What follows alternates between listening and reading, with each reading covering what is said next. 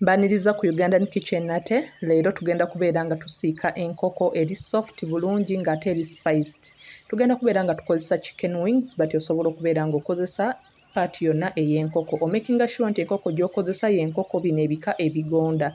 So beera ng'osooka ogyozaako bulungi nnyo nga okozesezza amazzi agalimuko ku lemon. Oluvannyuma tugenda kubeera nga tugiteeka mu bbawero tu-addingemu buttermilk oba amata agaba gafudde.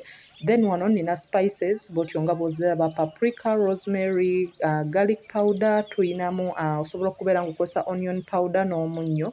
Beera nga bino byonna obiteekamu obeere nga omixinga. Tugenda kubeera nga tumarinatinga enkoko yaffe eno okumala essaawa 2 ng'eri mu fridge. Kino osobola okubeera ng'era okikola overnight enkeera walo n'obeera ng'osiika enkoko yo. Eno recipe yali requested by one of my subscriber eyansiba nkolayo video ey'abatya wensiikamu enkoko. Buttermilk oyo tumukozesa because alimu acid ayamba okubeera nga brokinga down proteins eziri mu nkoko n'obeera ng'ofuna enkoko eri tender bulungi nnyo ng'eri soft. N'ekirala nti ayamba okubeera nga akootinga enkoko yo n'obeera nga w'otuuka okugisiika wali eri tevaayo mu butto ng'eri so dry. So bw'oba tokozesezza buttermilk osobola okuba ng'okozesa yogurt.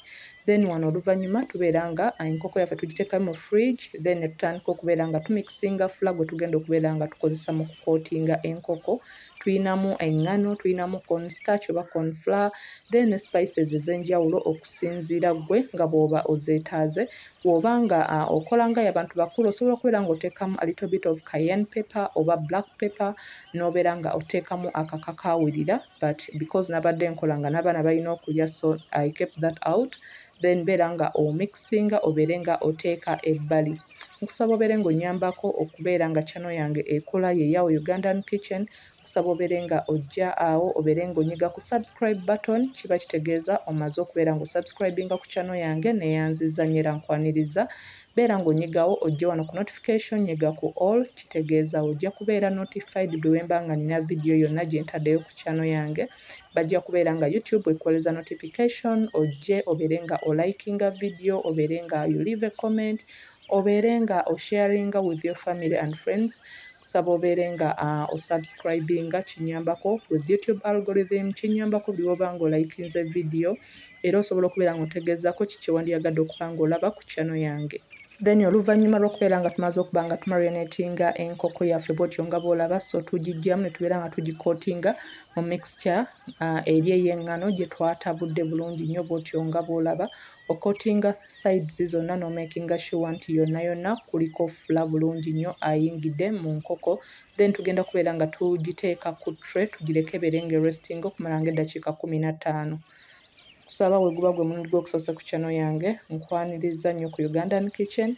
Kusaba obeere ng'onyambako okuba ng'ekula, likinga video, sharinga with your family and friends. Osobola okubeera ng'ontegeezaako kiki wandiyagadde okubeera nga olaba ku channel. I will find time and I make the video for you. So wano oluvannyuma teekako butto abeere nga akyamuka bulungi nnyo then osobola okulaba nti oluvannyuma lw'eddakiika 15 tubeera nga tutandika okuba nga osiika enkoko mu butto nga maze bulungi nnyo okubeera nga akyamuka.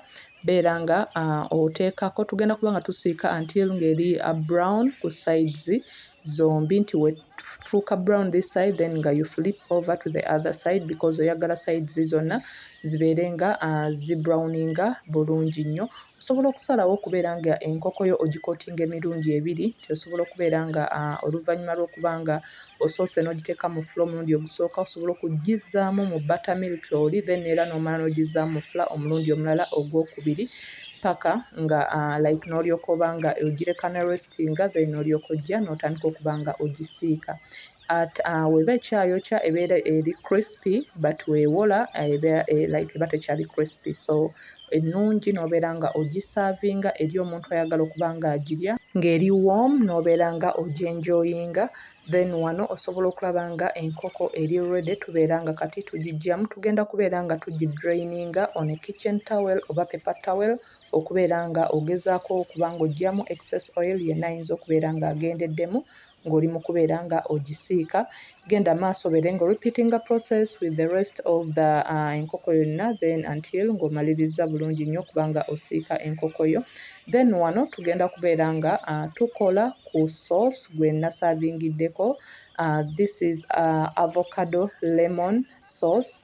So muno nakozeseza ingredients ez'enjawulo bw'otyo nga bw'olaba. Nakozeseza kedo, ninamu lemon juice, ninamu kumunyo, black pepper, ninamu coriander, ninamu mustard ne ingredients endala nga bw'otyo bw'olaba. So wano tugenda kubeera nga buli kimu kyonna tukigatta mu blender tubeere nga tublendinga. Osobola okubeera ng'osalawo just n'obeera nga okozesa avocado ne lemon n'obimashinga up, that can do. Osobola okubeera ng'okozesa avocado n'ogattako coriander n'ogattamuko ku munnyo and then you are good to go. So kisinziira ku ingredients ki z'olina ze wandyagadde okubeera nga okozesa. Zino nazikozeseza ez'enjawulo bw'oti nga bw'olaba because nabadde njagala kubeera nga I come up with something so good nga kitestinga bulungi, so ensonga lwaki nazikozeseza.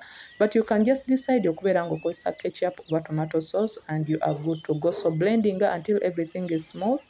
Obeere nga oli ready okubeera nga osavinga enkoko yo with this sauce. Era ono sauce mulungi kubeera nga omusavingirawo right away because nga bw'omanyi avok nti singa alwawo aba agenda kubeera nga kyuka color. So something that is green ojja kutuuka okubeera ng'okisavinga nga kiri in totally a different color. So making sure nti no preparing nga omugenda musavingirawo right away.